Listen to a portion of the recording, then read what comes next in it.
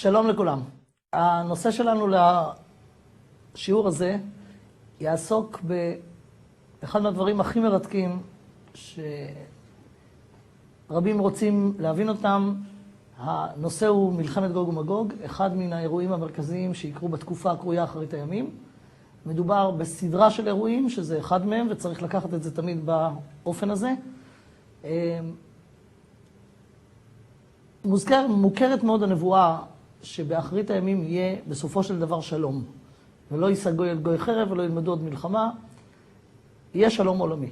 אלא שבטרם יהיה אותו שלום עולמי, מתוארת מלחמה גדולה מאוד, שקשורה לדברים גדולים שצריכים לקרות בסוף ההיסטוריה באחרית הימים, והיא מלחמת גוג ומגוג.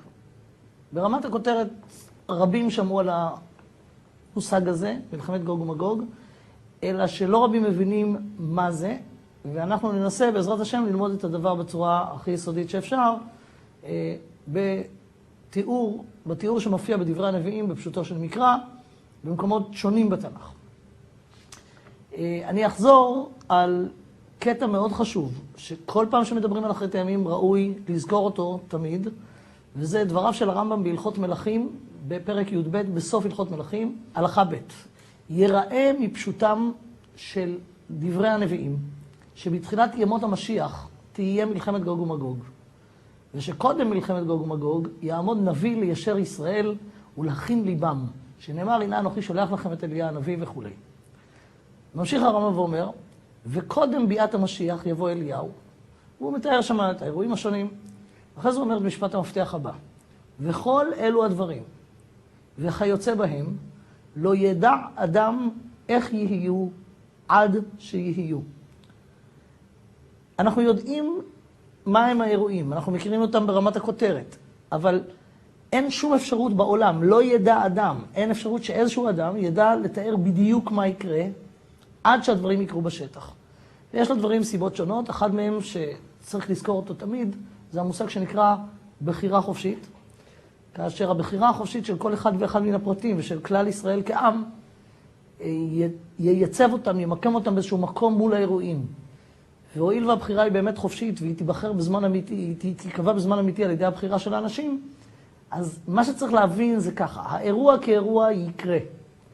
איך אנחנו נעבור אותו, זה תלוי בהחלט בנו, ברמת הפרט וברמת הכלל. בין היתר זאת הסיבה מדוע הדברים לא ייוודעו ואי אפשר יהיה לחזות אותם מראש עד שהם יקרו בפועל. אבל האירועים כאמור יקרו. ממשיך הרמב"ם, ועל כל פנים, אין סידור הוויית הדברים אלו ולא דקדוקיהם עיקר בדת.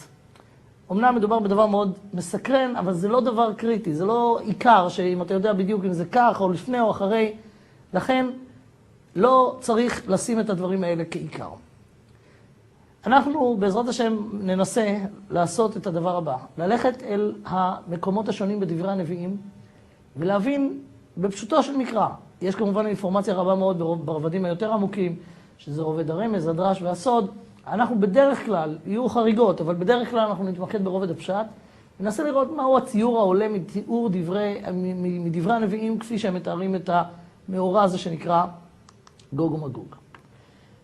לפני שניגש לפסוקים עצמם במקומות שונים בתנ"ך, כפי שנזכיר אותם עוד מעט, אני חושב שהיה כדאי שנציב לעצמנו את מה אנחנו רוצים, זאת אומרת, מה היינו שואפים. אני זוכר שבזמנו, לפני שנים רבות מאוד, יותר מ-20 שנה, כשניסיתי ללמוד את הסוגיה הזאת בעקבות שמיעה של איזשהו שיעור, אז הצבתי לעצמי מספר שאלות מאתגרות, שחשבתי לעצמי, יהיה נחמד אם אני אצליח להציג תשובות על השאלות האלה.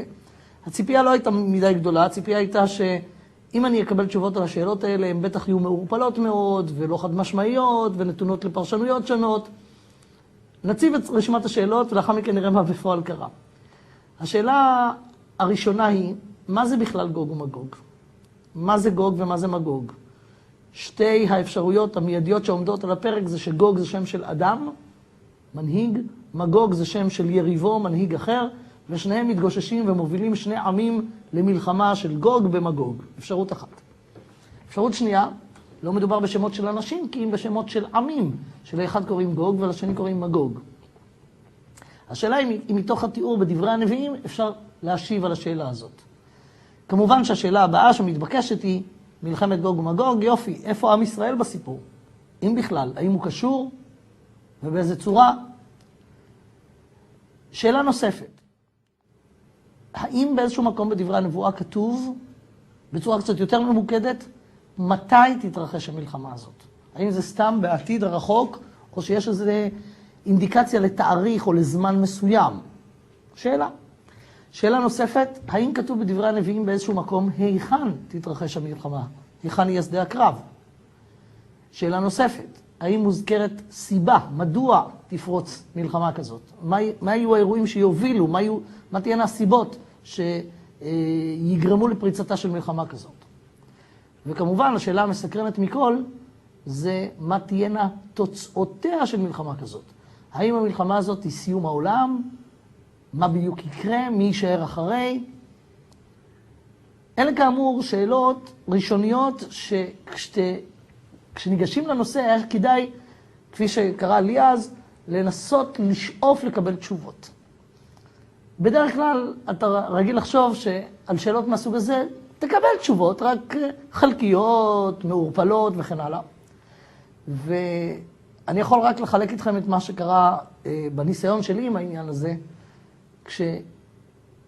כשהתחלתי ללמוד בצורה יסודית את כל המקומות בתנ"ך, שבהם יש אזכור, ויש מקומות רבים בתנ"ך שיש אזכור, יש מקומות כמובן מרכזיים יותר, שיש בהם תיאור מפורט, אבל יש גם פירורי מידע, חלקי מידע שמופיעים לפעמים בפסוקים שונים, בנביאים, במקומות שונים בתנ"ך. כשאתה מצרף את כל העניין הזה, אבל כפי שנראה בעזרת השם בהמשך, אז אני הופתעתי, פשוט קיבלתי תשובות על כל השאלות האלה, ולא מעורפלות. יתרה מזו, שאלות שנענו יצרו שאלות נוספות, שגם הם נענו. ולכן מדובר לדעתי במסע מאוד מרתק, ובואו נצא לדרך. המקום בתנ"ך שמרכז את מירב האינפורמציה על מלחמת גוג ומגוג, הוא בשני מקומות, בשני נביאים. הראשון זה נבואתו של הנביא יחזקאל, בפרק ל"ח, בפרק ל"ט ביחזקאל, ובמקומות נוספים ביחזקאל, אבל המקום המרכזי זה ל"ח ל"ט. הנביא יחזקאל חי בתקופה של שנים ספורות, זאת אומרת, הוא התחיל לנבא את נבואותיו 6 שנים לפני חורבן בית ראשון. כאשר עוד היה יישוב יהודי בירושלים, היה בית מקדש, היה מלך בירושלים, בעוד 6 שנים מאז התחלת הנבואות של יחזקאל, המלך הזה יוגלה לבבל, בניו ירצחו לעיניו ובית המקדש יחרב. בינתיים, 5 שנים כבר יחזקאל, שגלה עם החרש והמסגר בתקופת יחוניה מלך יהודה, נמצא בבבל, ושם הוא מנבא את נבואותיו. עכשיו, הנביא יחזקאל מקבל את הנבואה הזאת, וזה לשונה. ויהי דבר השם אליי לאמור, בן אדם, שים פניך אל גוג, ארץ המגוג, נשיא ראש משך ותובל, והינבא עליו. חשוב להדגיש, הנבואה הזאת מוזכר בתחילתה, למי היא מיועדת, למי היא מופנית. והיא מופנית, חשוב מאוד לזכור את הנקודה הזאת, בהמשך תראו כמה זה חשוב. הנבואה הזאת לא מופנית לעם ישראל. הנבואה הזאת מופנית לגוי שקוראים לו גוג. השאלה הראשונה ששאלנו זה מה זה גוג ומגוג. והנה פחות או יותר ההתחלה של התבהרות התמונה בעניין הזה, נראה. בן אדם, שים פניך אל גוג, ארץ המגוג. מגוג זה שם של ארץ, שם של מדינה, שם של עם, מגוג. גוג זה שמו של המלך של המדינה הקרויה מגוג. זאת אומרת, גוג ומגוג זה לא אחד נגד השני, לא אדם כנגד אדם ולא עם כנגד עם, כי אם האומה והמנהיג שלה. כאשר למנהיג קוראים גוג, לאומה קוראים מגוג. הנה הפסוק, שים פניך אל גוג, ארץ המגוג. אז ברור שמגוג זה ארץ. גוג זה שם של אדם, והנה גם התארים שלו. נשיא ראש משך ותובל. הוא הנשיא של המדינה הקרויה מגוג, ושל עוד 2 אומות בשם משך ותובל. אליו מופנית הנבואה. שים פניך אל גוג, הינבא עליו, הנבואה מופנית אליו. הנבואה הזו מופנית לאדם אחד, בהמשך אנחנו נראה שהאדם הזה עוד לא נולד בתקופתו של הנביא יחזקאל, אבל הנביא יחזקאל התבקש לומר ולכתוב את הנבואה הזאת, כאשר בבוא הזמן אנשים יבינו מתוכה מה הולך לקרות. הנבואה מופנית לאדם בשם גוג. זה מייצר את שתי השאלות הבאות. ראשית, מה זה מגוג? איפה זה מגוג? האם אנחנו יכולים לדעת היום במושגי ימינו מי זה העם הזה שנקרא מגוג? דבר שני, זה כמובן מעורר את השאלה של איפה עם ישראל בתוך הסיפור הזה. בכלל, גוג, מלך המגוג יוצא למלחמה. כנגד מי? מי נגד מי? מלחמת גוג ומגוג, זאת אומרת, גוג מגיע בראשות מגוג, ונראה עוד מי, למלחמה כנגד, לא מוזכר מי הוא הצד השני. איפה עם ישראל בתוך הסיפור? אוקיי, אז נראה את הדברים האלה בהמשך. בכל מקרה, צריך להבין מה זה מגוג. אחד מהדברים שאנחנו ניקח אותו בתור אתגר, זה לנסות להבין, אנחנו נראה בהמשך שהנבואה הזאת מתייחסת לתקופה הקרויה אחרית הימים. אנחנו נמצאים בתקופה הזאת, לפי כל האינדיקציה, כפי שדיברנו על זה בהרצאה על אחרית הימים, הרצאה שכדאי, מאוד מומלץ מאוד לראות אותה לפני שרואים את שומעים ולומדים את החלק הזה, שעוסק במלחמת גוג ומגוג, שזה נקודה אחת בתוך שרשרת אירועי אחרית הימים. אז הואיל, ואנחנו נמצאים כבר בתוך העידן הזה שנקרא אחרית הימים, שהרי אחת מהנבואות לאחרית הימים זה קיבוץ גלויות באחרית הימים, שתהיה באחרית הימים, ואנחנו כבר בתוך המצב הזה. יהודים חוזרים לארץ, עוד לא לגמרי, אבל חוזרים לארץ במהלך 100 השנים האחרונות, לכן אנחנו בתוך התקופה הזאת. וזה, כאמור, יוצר את האתגר הבא. הנביא יחזקאל מדבר על אחרית הימים, והוא אומר שבאחרית הימים תהיה מלחמה גדולה, שתפקיד מפתח יהיה בלאומה בשם מגוג. השאלה היא כמובן, איפה האומה הזאת היום? אין כזאת אומה באום. אם נלך לאום לא נמצא אומה בשם מגוג. לא צריך להיבהל מזה, כי צריך לדעת שאומות משנות את שמם לאורך ההיסטוריה. אנחנו יכולים אפילו להצביע על דוגמאות שונות שהתרחשו בתקופה המאוד קצרה הקרובה אלינו. למשל, חבש ואתיופיה. היום כולם מכירים את אתיופיה, לא כולם מכירים את חבש. אבל זה היה לפני לא הרבה זמן, הייתה כזאת אומה. פרס ואיראן, היום כולם מכירים את איראן, לא כל כך מכירים את פרס. ברגע שאומה מחליטה, לא יודע, מטעמים של לא חשוב מה, לשנות את שמה, זה לא משנה את המהות שלה, היא נשארת אותה אומה. ולכן, יש להניח שקיימת אומה היום, עם שם אחר כנראה, שהיא האומה שעליה מדבר הנביא יחזקאל בשם מגוג. אבל אנחנו רוצים לנסות להבין את הדבר הזה יותר טוב. אני יכול לחלק איתכם משהו שקרה לי כשלמדתי את הסוגיה הזאת, או ניסיתי ללמוד אותה לעומק. אני קורא את יחזקאל פרק ל"ח, ואני שומע שגוג הוא נשיא על מגוג ועל משך ותובל. בבת אחת בלוח הבקרה האלקטרוני אצלי במוח, הבהבו בפראות נורות אדומות כאומרות לי, שים לב, אתה צריך להכיר את החבר'ה האלה, הם מופיעים באיזשהו מקום אחר בתנ"ך. וכבר מניסיוננו למדנו שאם יש אזכור, ואנחנו באמת רוצים לעשות עבודה יסודית עד כמה שניתן, שווה לו להתעצל וללכת לברר היכן. במקרה הזה תראו איזה תועלת תצמח לנו מן העניין. לא לקח הרבה זמן עד שנזכרתי שהאומות האלה, מגוג, משך ותובל, מוזכרות ברשימת העמים, בתיאור של העמים שנפרדו אחרי המבול, אחרי שנחתה תיבת נוח בתום המבול, מוזכרים השושלות של בני נוח. אז בואו נעבור לספר בראשית. בספר בראשית פרק י', שני הפסוקים הראשונים של פרק י', ואלה תולדות בני נוח, שם, חם ויפת, ויוולדו להם בנים אחר המבול, לשם, חם ויפת. כל בני האדם בעולם היום שייכים לאחת משלושת השושלות האלה, שהרי כל בני האדם בתקופה שלפני נוח, בתקופה של נוח, נכחדו, זולת נוח ושלושת בניו. ממילא, כל העמים בעולם שייכים לאחת משלושת השושלות האלה, או שם, או חם, או יפת. הפסוק הבא מתאר את תולדות בני יפת, ובואו נראה אותו. כאמור, פרק י', ספר בראשית, פסוק ב'. בני יפת, גומר, ומגוג, ומדי, ויוון, ותובל, ומשך, ותירס. ליפת יש 7 ילדים. הבן השני, הבן הראשון זה גומר, אנחנו נראה עליו בהמשך, איפה הוא בתוך הסיפור הזה, אבל הגיבור של הסיפור זה לא הבן הראשון של יפת, אלא הבן השני של יפת, שקוראים לו מגוג. אבל ברשימה הזאת יש 7 ילדים ליפת, ושניים מהם גם הם מוזכרים בנבואת יחזקאל, וזה משך ותובל. כאן הם מוזכרים כמספר 5 ומספר 6, תובל ומשך ותירס. בסדר? מה זה אומר מבחינתנו? קודם כל זה אומר את הדבר המאוד מאוד חשוב הבא. מי שמוביל את מלחמת גוג ומגוג זה האומה שנקראת מגוג, עם אומות נוספות, כאשר ברמה המיידית שני עמים שהם קשורים מבחינה גנולוגית, הם אחים של מגוג, זה משך ותובל, הם מצטרפים ביחד תחת נשיאותו של גוג שהוא הנשיא עליהם. האומות האלה נזכור הם מבני יפת, הם מבני יפת. והם אמורים להוביל את כל המלחמה הגדולה הזאת שנקראת מלחמת גוג ומגוג, הם אומות מבני יפת. למה חשוב לי להדגיש את זה? מכיוון אני אומר במאמר מוסגר, כשמדברים על אחרית הימים, כשמדברים על אירועי אחרית הימים, קיימת נטייה מאוד לא אחראית, שאפשר להבין את המניעים לה, אבל זה עדיין לא מסיר את האחריות ממי שמציג את הדברים בצורה כזאת.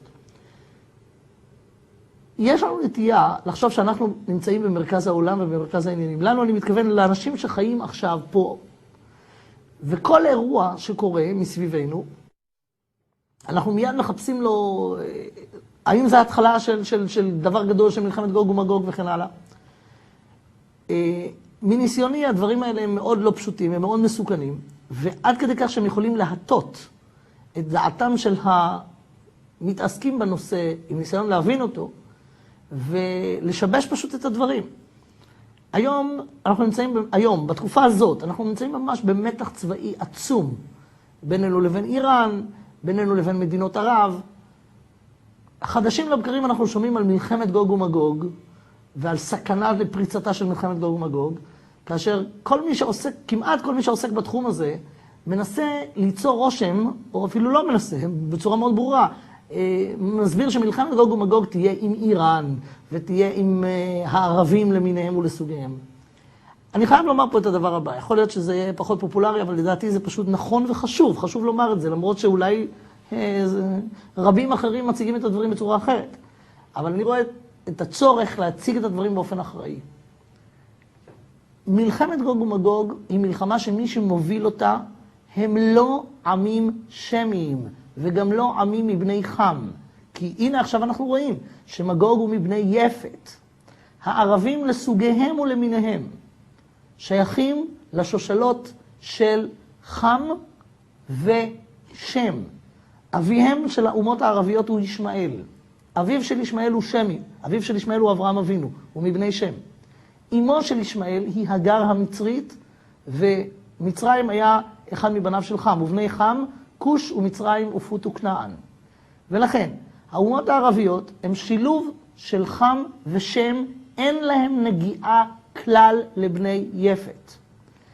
האומות הערביות יצטרפו למלחמת גוג ומגוג, כפי שנראה בהמשך, שיהיו עמים רבים נוספים שיצטרפו למלחמת גוג ומגוג. אבל מלחמת גוג ומגוג לא קשורה לסכסוך הערבי-ישראלי.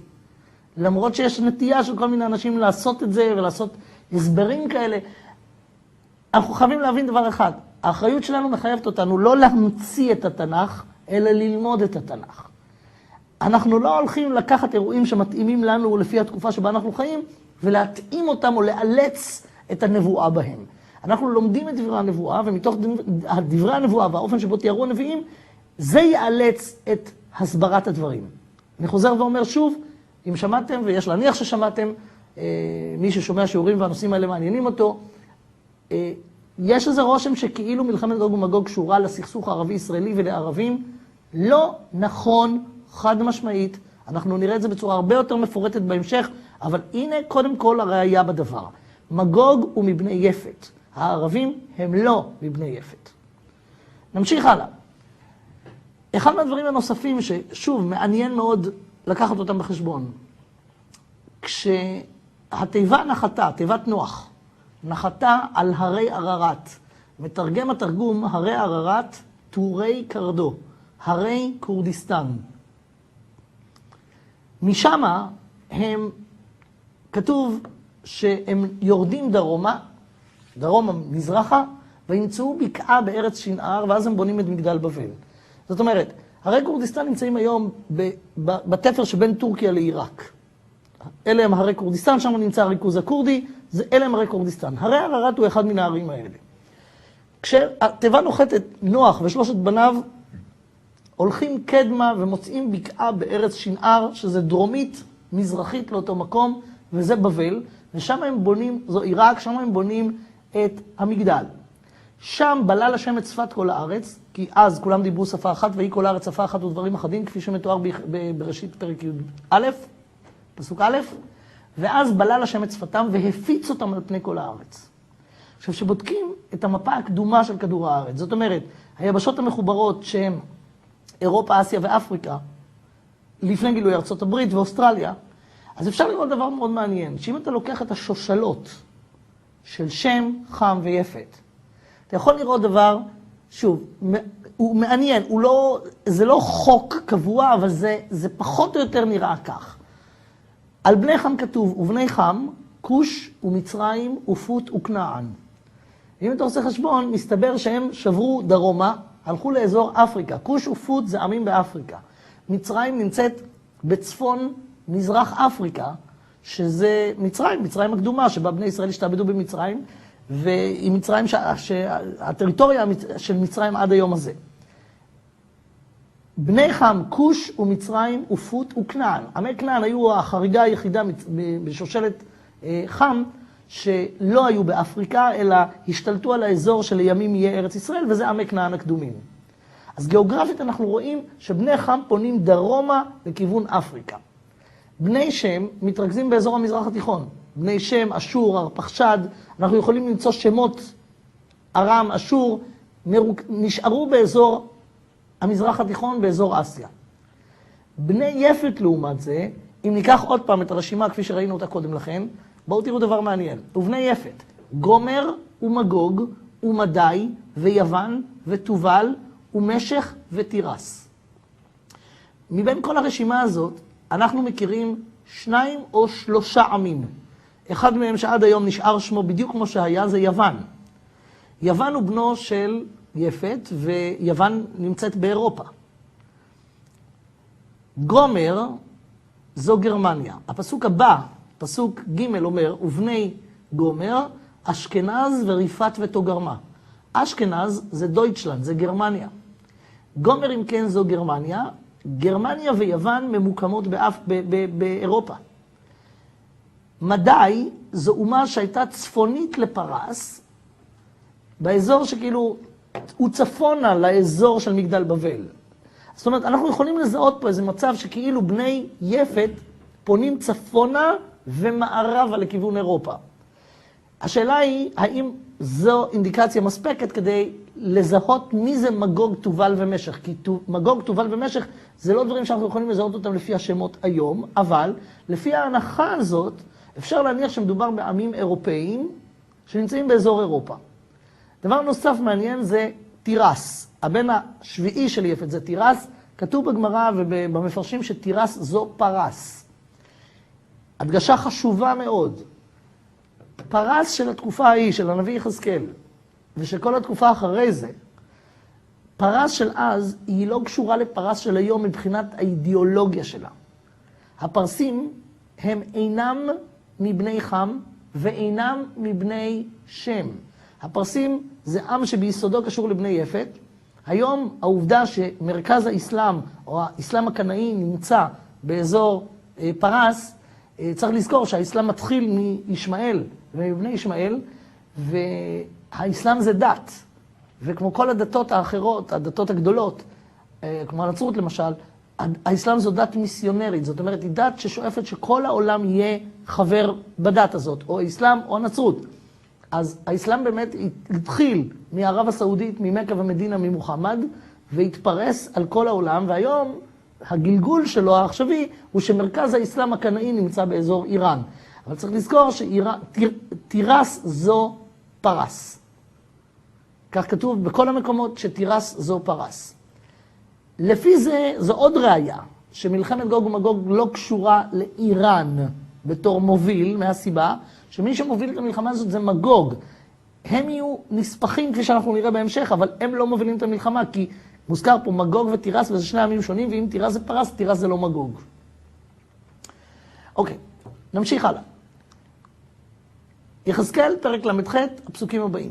ואמרת, כה אמר השם אלוקים, הנני אליך, גוג, נשיא ראש משך ותובל, ושובבתיך, ונתתי חכים בלחייך, והוצאתי אותך ואת כל חילך, סוסים ופרשים, לבושי מכלול כולם, קהל רב, צינה ומגן, תופסי חרבות כולם.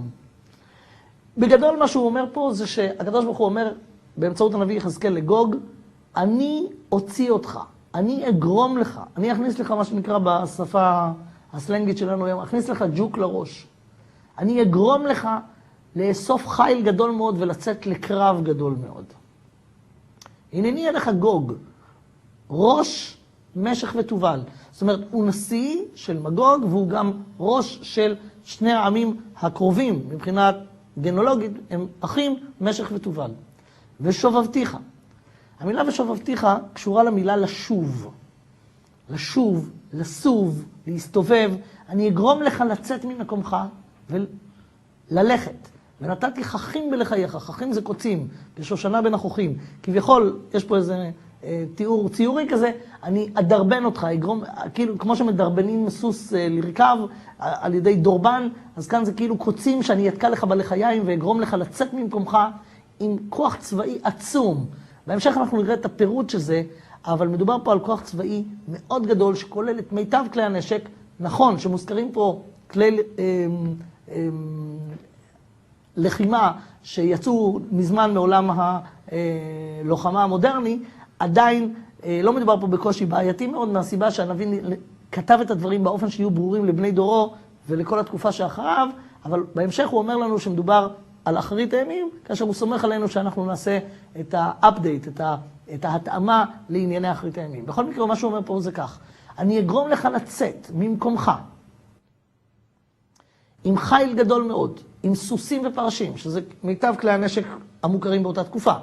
לבושי מכלול כולם, כלומר מוגנים עם כל הלבושים בצינה ומגן, תופסי חרבות כולם, חרב זה כאילו הנשק האישי, אני אגרום לך לאסוף חיל גדול מאוד ולצאת לקרב הגדול הזה. בהמשך הוא מתאר עמים נוספים שיבואו איתו, וכאן כבר מוזכר כנספחים שיבואו איתו פרס, כוש ופוט. פרס אמרנו, בספר בראשית כתובה כתירס, אבל כמו שאמרנו, פרס זו תירס, תירס זו פרס, והנה פרס מצטרפת, אני מדגיש שוב, מצטרפת למגוג, היא איננה המוביל, היא מצטרפת למגוג כמו כוש ופוט. וכאן אנחנו רואים שזה חוצה את הקווים, הקואליציה של הכמות של הלוחמים והעמים שיבואו איתו, זה לא רק עמים מבני יפת, שהרי מוזכרים פה גם כוש ופוט, שהם עמים מבני חם, ובני חם, כוש ומצרים ופוט וכנען. אם כן, גם פרס, גם כוש וגם פוט, איתם כולם מגן וכובע, שוב, גם הם יבואו מצוידים במיטב כלי הנשק. מי עוד יבוא איתו? גומר וכל אגפיה. גומר זה האח הבכור של מגוג, ובני יפת, גומר ומגוג. גומר זו גרמניה, וכל אגפיה. בית תוגרמה ירכתי צפון. תוגרמה אומרים מפרשים זו טורקיה. ירכתי צפון, וכאן מוזכר דבר מעניין, בהמשך אנחנו נראה לאן הוא מוביל. ירכתי צפון, ירכתיים זה קצה, צפון זה צפון. ירכתי צפון, אז כאן מוזכרת תוגרמה שנמצאת בירכתי צפון. בהמשך נזכור את זה, בהמשך נראה מה זה אומר. בית תוגרמה, ירכתי צפון ואת כל אגפיו, עמים רבים איתך. הרבה מאוד עמים. עכשיו, הביטוי הזה, עמים רבים, חוזר על עצמו בפרק הזה כמה וכמה פעמים. מוזכרת פה רשימה, שאמרנו, היא חוצה, היא לאו דווקא מבני יפת. היא כוללת גם בני חם ואחרים, ומוזכר פה הביטוי עמים רבים. אני כבר עכשיו אקדים את המאוחר ואומר, עמים רבים זה אומר כל אומות העולם. בנבואת יחזקאל מוזכר הביטוי עמים רבים, אבל במקומות אחרים בנבואה, כפי שנראה בהמשך הסדרה הזאת, אנחנו נראה שמדובר על כל אומות העולם, שיבואו בקואליציה שבראשה יעמוד גוג, מלך המגוג, והקדוש ברוך הוא כאמור אומר לו, אני אגרום לך לצאת ממקומך, לאסוף חיל גדול ועצום, מצויד במיטב כלי הנשק, כדי לצאת לקרב גדול מאוד. מה טיבו של אותו קרב? היכן הוא יתרחש? הפסוקים הבאים מתארים את זה.